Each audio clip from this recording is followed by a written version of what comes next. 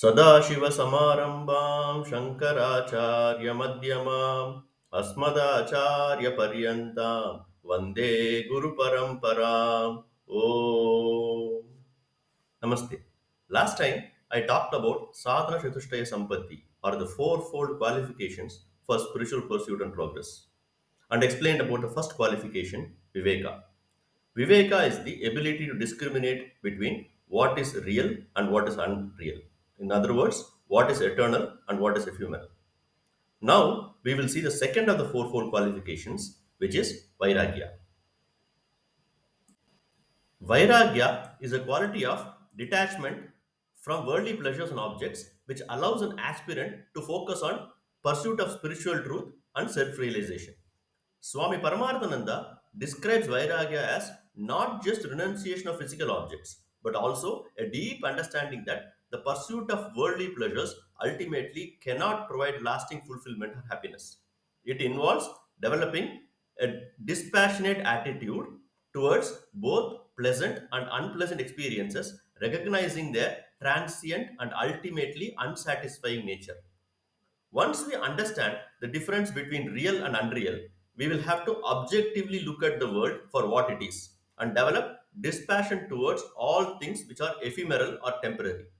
Vairagya does not mean Vesha or hatred, but it is a state where a person remains unaffected by ups and downs of life.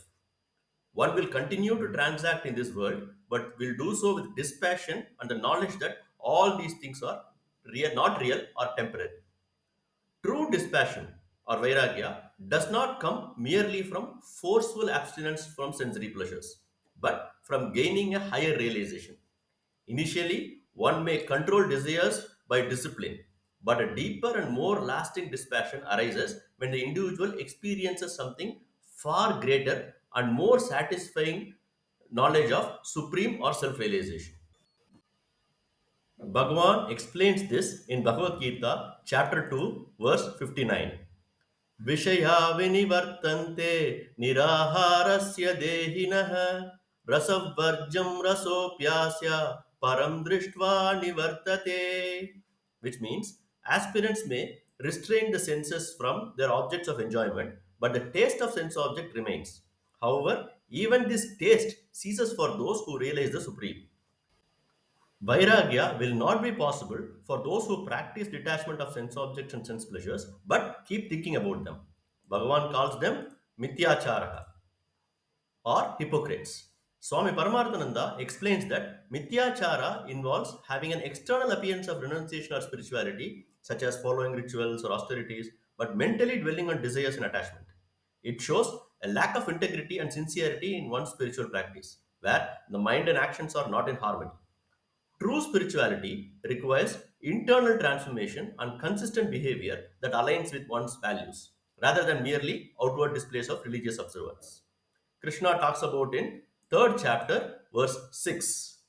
Karmendriyani sanyamya ya aste manasa smaran indriyartan vimudatma mityachara sauchyate, which means those who restrain the external organs of action while continuing to dwell on the sense objects in the mind certainly delude themselves and are to be called hypocrites.